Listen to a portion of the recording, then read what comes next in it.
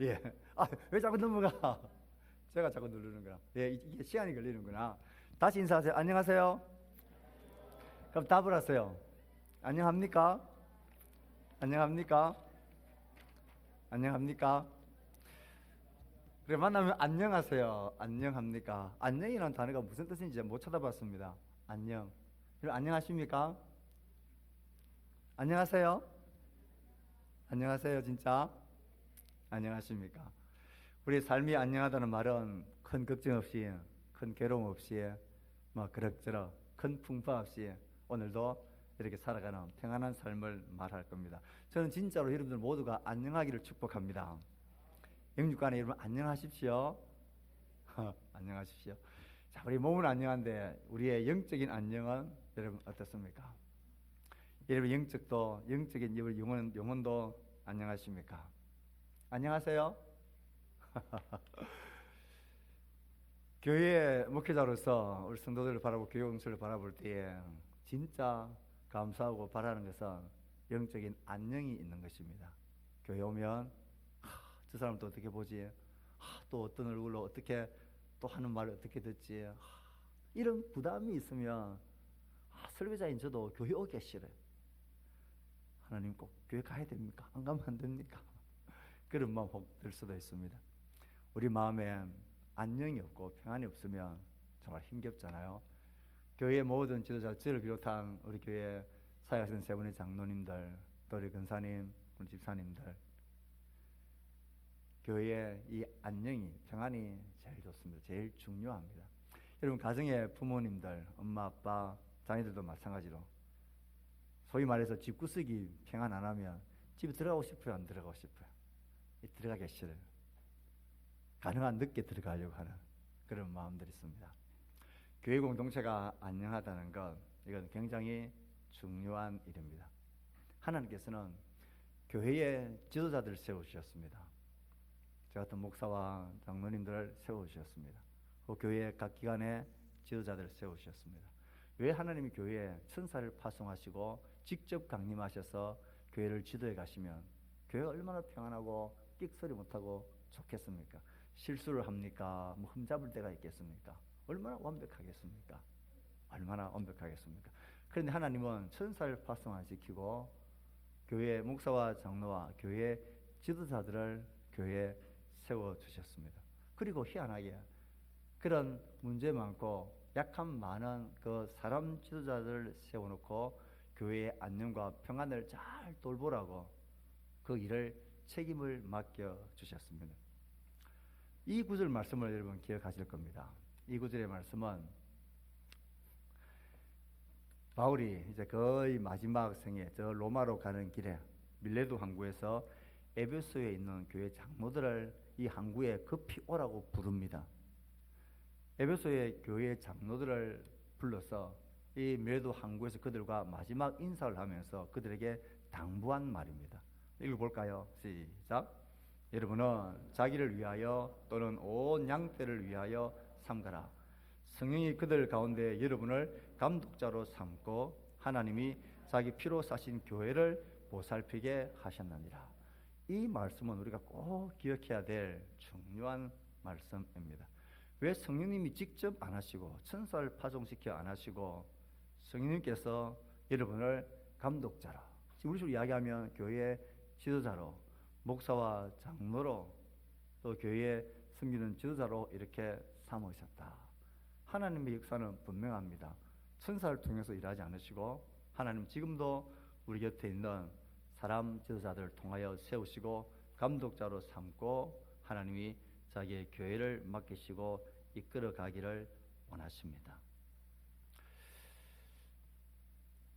하나님의 몸된 양떼들 돌보는데 제일 모델이 되셨던 분은 우리 예수님입니다. 예수님은 자신을 이 뭔가 좀 안 익숙하네. 죄송합니다. 자신을 선한 목자라 그랬습니다.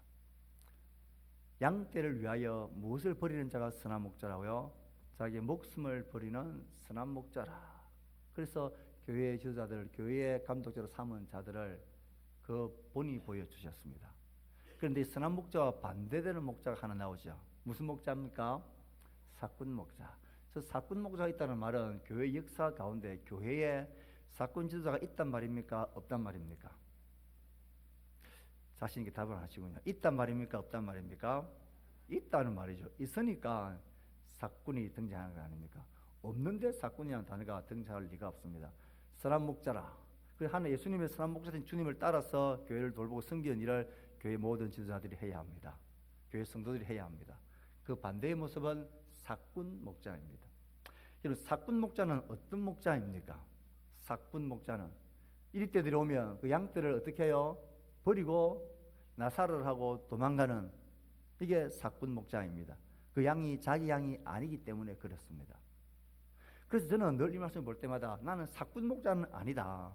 능력이 뛰어난 목자는 아니고 굉장한 슈퍼맨 목자는 아니지만 적어도 뭔 아니다. 사꾼 목자는 아니다. 그런 생각을 늘 하고 있었습니다. 여러분들 한번 물어보십시오. 우리 장로님들, 여러분들은 선한 장로님들입니까? 사꾼 장로님들입니까? 야, 우리 장로님들 좋네요. 그 장로님들 축복합니다. 축하합니다. 선한 장로님들입니다. 정말 그런 것 같습니다. 저도 크게 나쁘지는 않으니까 사꾼 목자까지 아니겠지라고 생각을 했어요.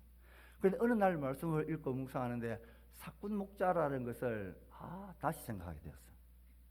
양떼를 버리고 도망가는 것만 사꾼 목자가 아니라 이 사꾼 목자라는 것은 뭘 받고 하는 겁니까? 사꾼이니까 삭을 받고 그 자기 양이 아닌 자들을 돌보는 목자입니다. 그래서 사꾼 목자입니다. 우리는 사꾼이라는 것이 어떤 개념이 있느냐면 아주 못된 양들을 돌보지도 않는 그런 나쁜 목자를 사꾼 목자라는데, 그 의미를 넘어서서 왜 그럴 수밖에 없느냐면 사꾼은 자기 양이 아닌데 삭을 받고 하는 거예요. 그 생각을 미치다 이런 생각이 부득 드는 거예요. 사꾼 목자는 받은 만큼만 하는 게 사꾼 목자구나, 이런 생각이 드는 거예요. 그럼 나도 사꾼이겠네 생각이 들어요. 혹시 내가 지금 우리 교회가 사례를 잘 살아라고 이만큼 주는데 내가 이 사례를 2배를 주면 내가 더 열심히 하겠네. 그리고 나는 무슨 목자? 크게 이야기해봤어요. 사꾼 목자. 저 집사님이 저렇게 열심히 하는데 저 집사님이 계급은 아니지만 권사가 되면 권사를 혹시 소위 말해 따라주면 난 더 열심히 하겠네. 그 사람은 무슨 권사? 받은 만큼 하는 거니까 그것도 사꾼인 거예요. 우리 장로님도 선한 장로님이라 그랬는데, 집사 때는 내가 이렇게 하다가 내가 장로를 달면, 장로가 되면 더 열심히 하지. 그런 사람은 그런 사람은 사꾼 장로라고 하는 거예요. 제가 이 말을 깨닫고는 깜짝 놀랐어요. 받은 만큼 하는 게 사꾼 목자구나. 양떼 위하여 목숨을 버릴 만큼의 삭을 받은 적이 없으니까 그래서 양을 버리고 도망을 가는 거예요. 혹시 만약 우리가 교회를 섬기는 우리 모든 지도자들이 내가 받은 만큼만 하는 그런 지도자라면 우리는 다 사꾼 지도자예요. 우리가 직분이든 저 같은 경우는 사례든 여러분의 존경이든 뭐든 간에 거기에서 이런 받는 것이 더 많아진다면, 많이 죽게 하면 더 내가 없던 힘도 짜내 산다. 그건 다 본질적으로 말하면 사꾼 목자예요. 돈을 받은 사꾼도 있고 직분을 향한 사꾼도 있고 사람들의 인정과 칭찬을 향한 사꾼도 있는 거예요. 선한 목자와 사꾼의 목자는 그런 결정적인 차이가 있습니다. 왜 그러느냐? 선한 목자와 사꾼 목자의 차이는 그 섬기는 양이나 교회가 내 교회, 내 새끼, 내 양이 아니다라는 생각 때문에. 이 생각을 우리가 반드시 깨야 될 말씀이 우리가 읽었던 오늘 본문의 말씀입니다.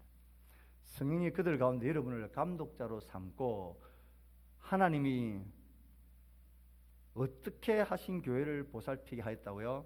하나님이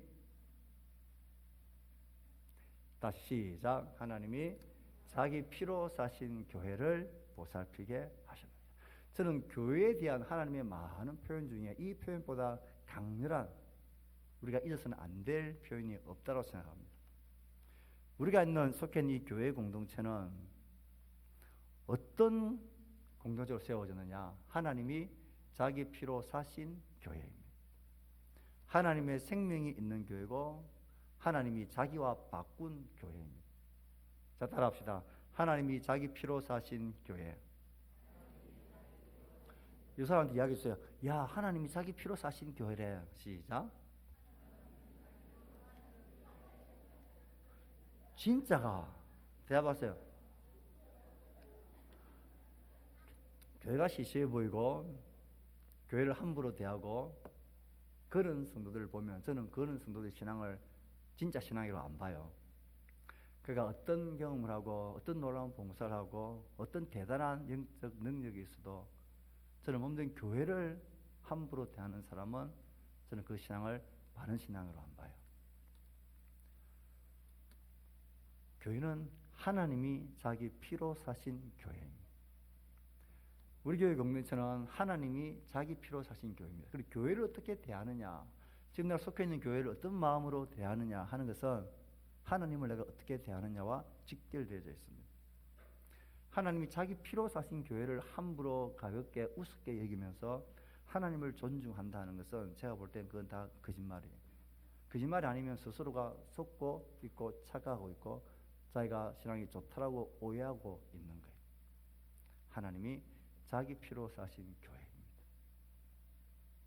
그래서 하나님이 이 교회를 하나님 섬기하기 위해서 이런 사람들을 세우셨습니다. 시작.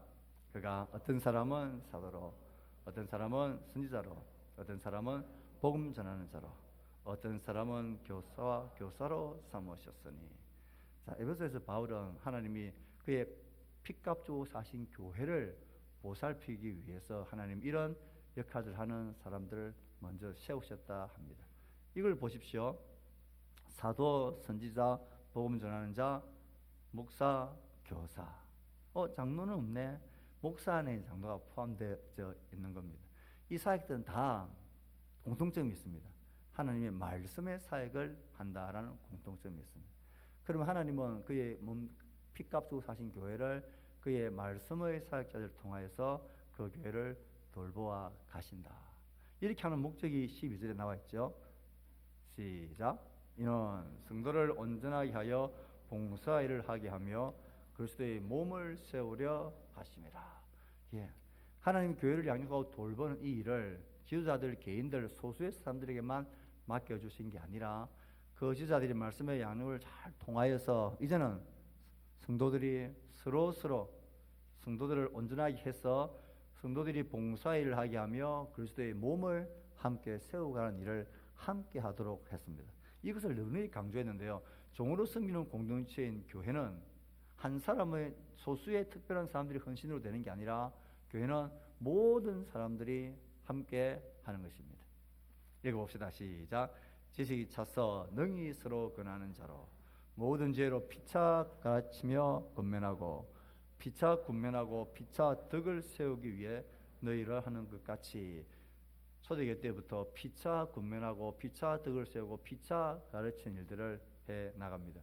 저는 이것을 하나님이 몸된 교회를 개인이 아니라 소수의 그룹이 아니라 우리 모두 안에 서로 할 수 있도록 이렇게 가르쳤습니다. 교회는 그렇게 세워져 가는 것입니다. 한두 사람의 어떤 봉사와 섬김이 아니라 모두가 삶의 자리에서 서로 피차 군면하고 가르치는 것입니다. 이 일을 우리가 어떻게 하느냐 이렇게 합니다. 우리는 이 일을 위해서 우리는 서고룹이라는 사랑방을 통해서 삶을 나누고 말씀을 서로 나누며 군면하고 기도의 나눔과 그리고 이 모든 간정들을 통해서 삶의 간정, 말씀의 간정, 기도의 나눔의 간정 이런 서로 피차 군면하고 가르치는 이런 일들을 통하여서 하나님이 자기 피값 주고 사신 교회를 잘 세워가는 것입니다. 그래서 사랑방에서 방장님들만 준비해서 나누는 게 아니고 그래서 우리가 이 나누고 우리가 피차 군면하고 살아갔던 삶들을 준비하는 게 이게 섬김입니다. 그래서 저는 이렇게 강력하게 외칩니다. 시작. 다시 한번 시작. 또 이제 왼쪽 사람은 또 이야기하세요. 나눔이 섬김이래. 그래서 주중에 말씀의 나눔거리, 기도의 나눔거리, 삶의 나눔거리라는 이 간증의 내용들을 가지고 서로 모임 속에서 이걸 나누는 것이 섬기는 겁니다. 이 서로 나눔을 통해서 피차 권면하고 피차 위로하고 피차 도움을 받고 피차 자라가게 하는 것, 이게 교회가 자라게 하는 방법입니다. 그래서 서로 나누는 것, 그래서 나눔이 생깁니다 말할 수 있습니다. 그럼 교회 지도자들, 저 같은 경우에는 말씀으로 서로 양육하고 돌봐야 되고, 우리 장로님들도 말씀과 그렇게 서로를 돌봐야 되고, 또 서로가 서로 피차 군민하고 말씀의 양육을 서로 해가고, 그럼 교회의 중요한 방향들, 그리고 지도자들의 핵심은, 중요한 일 중에 하나는 교회가 어떤 목표를 가지고 모토를 가지고 갈 거냐, 이것이 중요합니다. 소위 말하는 비전 제시라는 것, 이런 것들이 중요한데요. 우리 교회는 이런 모토가 분명하게 있습니다. 자, 우리 교회는 뭡니까? 시작. 누구든지 여러분이 다니는 교회 목사님은 어떤 목표적 비전을 가지고 사역하니, 너 교회는 어떤 교회니? 그러면 우리 모두는 하나님의 선한 백성이 되기를 꿈꿉니다. 이게 우리의 모토입니다. 이걸 네 자로 줄이면 뭡니까?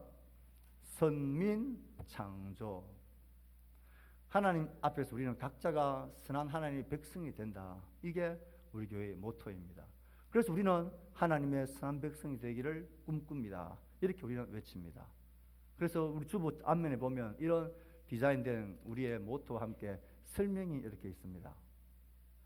자, 따라가 읽어볼까요? 선민창조. 선, 우리는 각자가 선한 하나님의 사람이 가길 목적합니다. 민, 우리는 왕이신 하나님의 통치를 받는 그의 백성이 됩니다.